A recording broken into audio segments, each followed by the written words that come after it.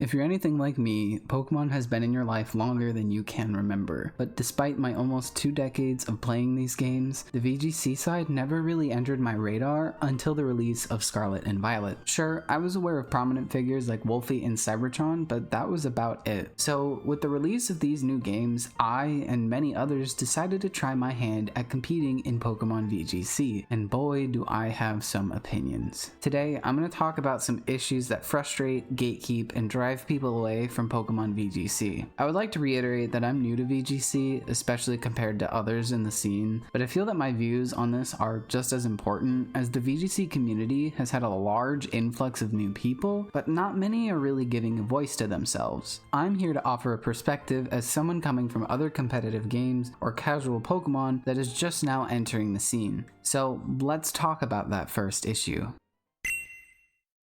To even just start playing Pokemon casually is enough of a barrier for many people. Getting to know the Pokemon types, their type matchups, their stats, it's all enough to keep many people away unless they've been with the series for many years. So just imagine what this game looks like to a new player looking to enter VGC. I'm specifically talking about getting the 6 Pokemon together in the first place. EVs, IVs, Natures, items, movesets, and Terra types are an enormous time sink for someone that just wants to start playing the game. Rental teams help circumvent this, and it's an outlying case where this issue loosely is alleviated by the Pokemon Company themselves, something that they implemented into the game. Getting to know the game through rentals is a fantastic way to begin to understand the game, but if you want to compete, you have to commit to countless hours of mindless grinding just to get them legal for tournaments, or if you just want to try your own spin on a team. You'll need to breed with a Ditto that has really good IVs, only obtained through raid battles. Next, give it a Destiny Knot. Now breed that Pokemon with a Ditto until you get the nature you want. Now give that new baby an Everstone so that all the new babies have the same nature. Then breed until you have the IVs that you want. Next, give them an EV boosting item and raise their EVs to the correct amount for each stat. Now give them the Terra type that you want. If you don't have 50 Terra shards, you'll have to do 50 raid battles. Now you can level them up to at least level 50 to get their moves. If you don't have the materials for the TMs you'll need to knock out specific Pokemon for it. Now you have 1 Pokemon ready for VGC, and you'll have to repeat this 5 more times and you'll have your team. Well, except if you use legendaries. Since you can't breed them, you'll need to use bottle caps to get good IVs and mints to change their natures. These things are sort of hard to come by, and while they help skip many of the steps, saving them for shinies or legendaries or Pokemon with marks is usually what you're going to want to do. Now there is sort of a way around all of this that I'll talk about later, but trust me when I say that no video game has this level of entry aside from something like gacha games. This has kept so many people out of competing in VGC and frustrates many people who want to make multiple teams, as you'll want to do for new formats, meta developments, or your own experimentation. This barrier largely requires time and patience to overcome, but the next few barriers require something else entirely. After making a team of 6, it's finally time for us to start playing and practicing the game with our Pokemon, or you can use a rental team. When you match, your opponent can see your 6 Pokemon and they can see yours. Now is the time for you to pick 4 of your Pokemon to bring into the match. I quite like this structure. It allows for battles to be very different every time. If this was a normal VGC match. Yeah, the online ladder is best of 1 closed team sheet, which means it's completely different from best of 3 open team sheet of the normal VGC tournaments that you see. This means that much of the information you see online doesn't really apply to the in-game ladder. Many teams rely on something unpredictable in order to gain the upper hand fast, something that wouldn't work in a tournament setting when you can see the team sheets. I'm not gonna say that these two things are two completely different games, otherwise the people who do well in tournaments would struggle to do well on the ladder, and that's just not the case. But as a new player, it definitely feels like a completely different world. Okay, so if I don't want to compete on the online ladder, I'll just have to compete in the tournaments. It's time for me to compete in my first regional. What's that word? That's what the bigger tournaments for Pokemon are called, and they're all located across the world and only happen on specific days and in specific places. So if you can't afford the time or the money to travel, you're kind of out of luck. The next step down are locals, and those are very hard to come by, especially in areas where I live, like South Carolina. Even if there is a tournament near you, don't expect a huge payout, even if you win. You shouldn't expect to enter your first tournament and do well unless you're Justin or Abdullah, who won their first regional that either of them ever entered. But it's disheartening to realize that even if you win, it might not make the trip a net even. Just doing things for the money is a horrible way to approach any new venture though, and despite the distance, time, and money, I was inspired to compete in my first ever regionals after Worlds. Never mind.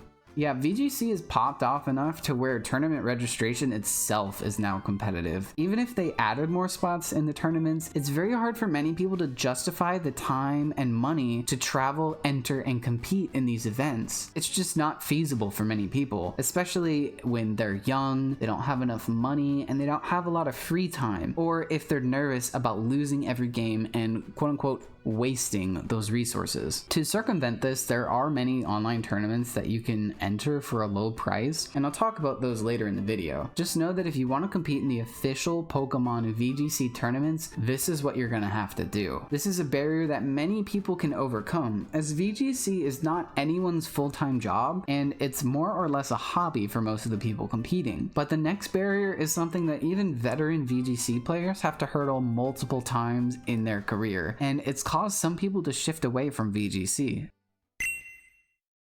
So let me catch you up to speed on the current ongoings in the Pokemon VGC world. Recently at Worlds, many people were disqualified for genning Pokemon, aka generating. This is the sort of way around training Pokemon that I mentioned earlier. Genning is where you type in all the stats you want for Pokemon on a third-party app, and then you can get it in the game for no trouble at all. This led to players who had competed, traveled, and committed to this game to be disqualified for using Pokemon that had already been used before in official Pokemon tournaments. I personally have no issue with players that generate their Pokemon, as making a team from scratch is an extreme hassle, and it can save a ton of time. When you train Pokemon, you're not improving at the game. You're simply doing a chore to get everything ready to practice. Another hot topic is the structure of the Pokemon tournaments themselves. To even compete at Worlds, you need enough CP, meaning you have to travel to a few of the regionals themselves and do well in them. This itself isn't an issue. It's the format of the regionals themselves that are. The beginning Swiss stages take an extremely long amount of time, and the cutoff for the second day is determined by a score and a tiebreaker for tying scores called resistance. Basically, if you played Wolfie and lost, ending 9-1, you would be ranked higher than someone who only lost to glue-eating Timmy. This has led to people with the exact same record being cut out of day 2, which means money and the chance to continue their tournament run, only because they didn't lose to the right people. I've never personally attended these tournaments, so I might not have all the details right on this, but through my research, this is what I've gathered. But even if I don't have all the details right, my point is that how am I, a new VGC player, meant to trust in a system that many of the veteran players don't even trust? And that's just the Pokemon Company International. I'm not researched enough to understand what was even going on in Korea. Let's say that despite all of what I just said, I made it to Worlds as a player who only started playing in Scarlet and Violet. And there are people that did that. I would still be at a major disadvantage no matter how good at the game I was. This year, Worlds was in a brand new format, adding Pokemon that only appeared in previous games. I, a new Pokemon player who only played Scarlet and Violet, now am at a disadvantage because I haven't bought or played through any of the previous games. To compete fairly in Regulation D, you would need a copy of Sword or Shield and their accompanying DLC, a copy of Brilliant Diamond or Shining Pearl, Pokemon Legends Arceus, and your copy of Scarlet or Violet. That is 4 games that I would need to compete in a tournament that I qualified for only using Pokemon from one game. I think this issue of needing multiple games is not as bad as the community or I make it out to be, as many people have bought and played all or one of these games just because they're a fan of the franchise. But again, in the eyes of someone who just freshly entered, this is yet another insane barrier for Pokemon VGC. I mentioned earlier that rental teams was an oddity, as it was something that the Pokemon Company themselves implemented into the game to help alleviate these barriers. But why is that an oddity? The Pokemon VGC community is one of, if not the best competitive video game communities I have ever had the pleasure of being in. All of the entry barriers of VGC become so much less daunting with the help and the resources that the Pokemon community has created out of love for the game and a passion to see it expand. Let's start with the biggest, Pokemon Showdown. With Pokemon Showdown, you can play any format at any time with Pokemon that are legal within it. All you have to do is type in the names of the stuff you want, slide the funny number gauge around, and hit play. While this also is not the best of 3, it's the best way for any new player to practice Pokemon VGC. It's free and it can run on computers and tablets as long as you have an internet connection. Then there are things like VGCguide.com, written by veteran players who give an in-depth guide to anything and everything relating to VGC, team building, game plan, travel, and other general information. Again, for free. Then there are community tournaments. For a very small price, you can play in best of 3 open teen sheets on the games themselves. Two good places for this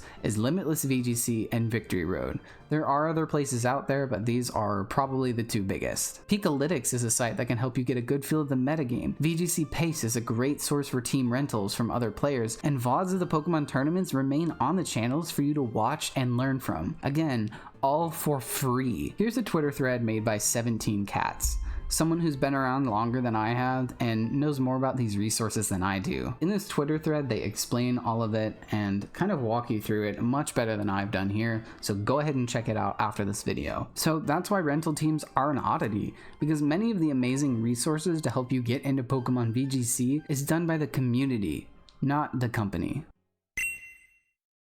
Now we're at the end of the video. I don't want to leave the impression that VGC is a horrible, misguided game led by a company that doesn't care about it, because it's not. Believe me, I was in collegiate Overwatch for 4 years. I just wanted to put this out here to voice the concerns that I and many new players have when first entering the scene. As much as I've harped on it on this video, the entry barriers to VGC are the lowest that they have ever been. I encourage all of you to check out the resources in the Twitter thread and to keep this community as wonderful as it is. And I hope to see you all on the other side of the battlefield soon. Goodbye.